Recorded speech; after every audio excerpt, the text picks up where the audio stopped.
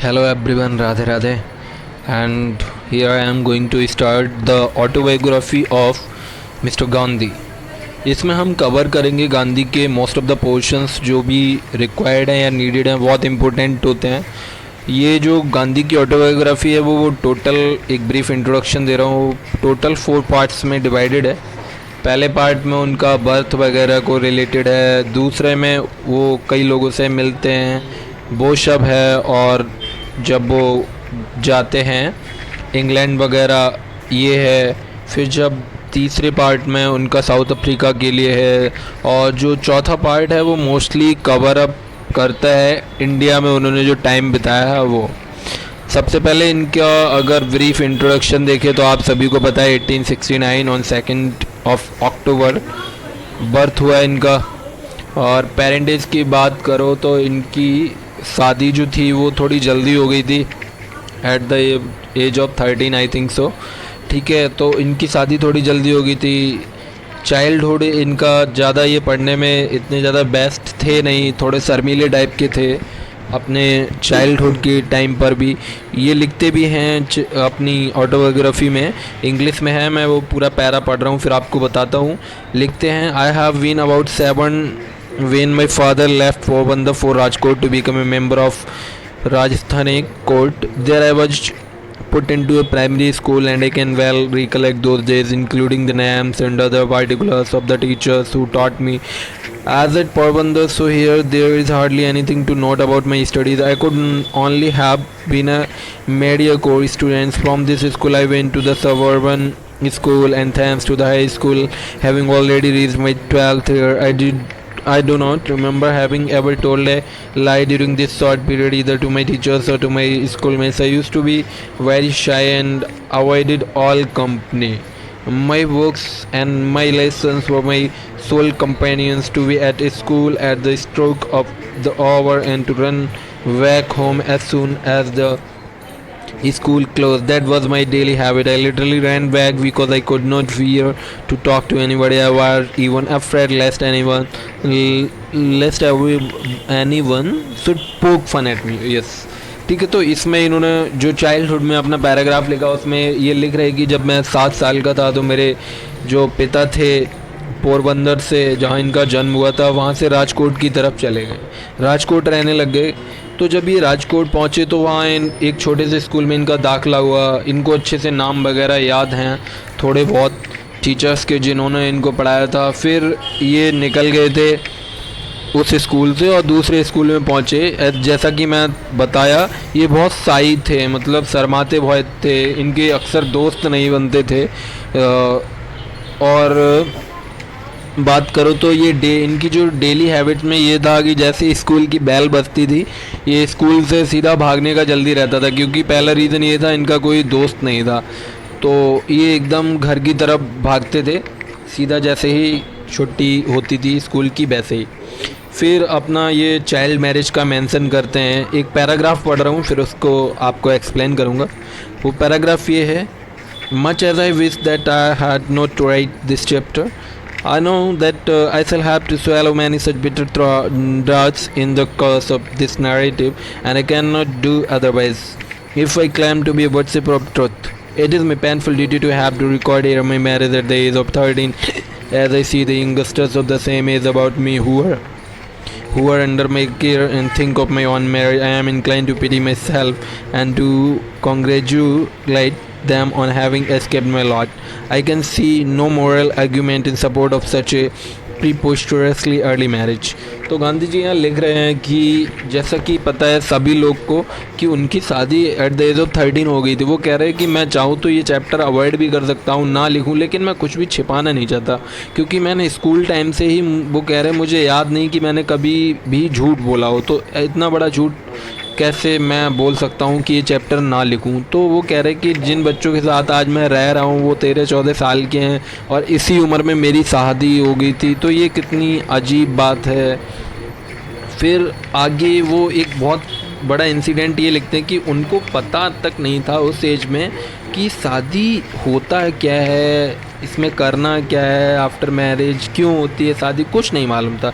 बस उनको इतना मालूम था एक लड़की मुझे दी गई है और हम उसके दोस्त हैं, वो मेरी दोस्त है। इसके अलावा उन्हें बहुत कुछ ज़्यादा पता नहीं था। खैर कस्तूरबा जो उनकी बीवी थी वो उनको मदद करती थी छोटे बहुत कामों में। कभी कभी गांधी भी उनको हेल्प किया करते थे काम में, अलग अलग काम में। लेकिन एक टाइम ऐसा आया कि गांधी अपनी बीवी को लेके लस्ट में डूब के, लस्ट मतलब हवस।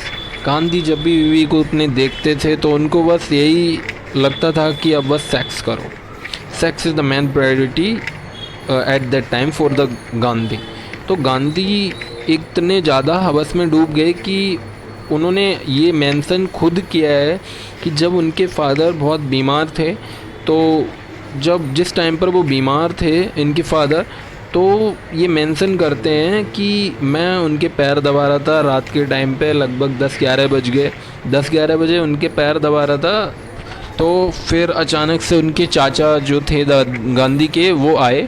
उन्होंने कहा तुम आराम करो जाके, हम आपके पिताजी की मतलब अपने भैया की सहायता करेंगे और उनकी थोड़ी सेवा करते हैं। तो गांधी उतनी रात को अंदर गए रूम में। खैर कस्तूरबा सो चुकी थी, ये गांधी खुद लिखते हैं।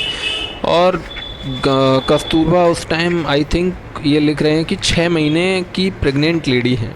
तो कस्तूरबा उस टाइम 6 महीने की प्रेग्नेंट लेडी हैं। इन्होंने उनको जाके जगाया और उनसे बोले कि तुम अभी सोने का वक्त नहीं है, जब तक मैं हूँ तुम सो कैसे सकते हो। और गांधी जी हवस में डूब गए। उन्होंने कुछ भी ध्यान नहीं दिया कि उनके फादर बीमार हैं, ऐसा इस टाइम पर उन्हें नहीं करना चाहिए। या फिर जो लेडी है कस्तूरबा वो 6 मंथ्स प्रेगनेंसी में है, तो उनको ऐसा कुछ समझ नहीं आया, बस वो अपनी हवस में डूब गए। तभी ये जब कर रहे थे हवस में जो भी, तो बाहर से दरवाज़ा जस्ट नॉक नॉक होता है, खट खट होता है। तो इनको लगता है कोई है। तो जो भी था उसने इनको बताया कि जल्दी बाहर आइए, आपके पिताजी बहुत गंभीर हालत में हैं। तो जब इनको पता लगा पिताजी गंभीर हालत में हैं, इन्होंने जैसे तैसे कपड़े टांगे शरीर पे और निकल लिए। ये समझ गए कि पिताजी नहीं रहे। जब इनको पता चला कि पिताजी नहीं रहे तो ये बहुत ही निराश हो गए। इसलिए नहीं कि पिताजी नहीं रहे, वो इसलिए कि लास्ट मोमेंट में अगर इनके पिता इनकी बाहों में प्राण त्यागते तो इनके लिए वो शायद एक बहुत ज़्यादा सुखद पल होता कि पिता ने इनकी बाहों में प्राण त्यागे और ये सेवा कर रहे थे उनकी। लेकिन ये ऐसा कर नहीं सके।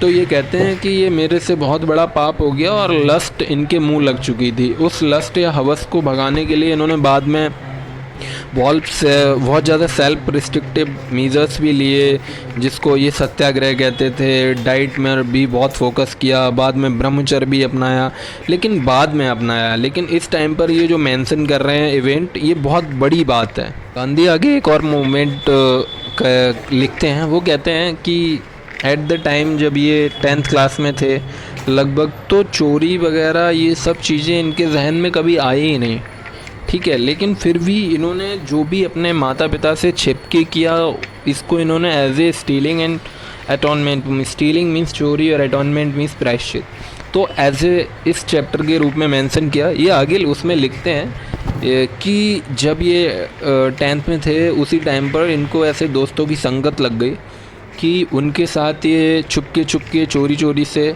मांस खाते थे। मीट वगैरह भी 1-2 बार इन्होंने टेस्ट किया।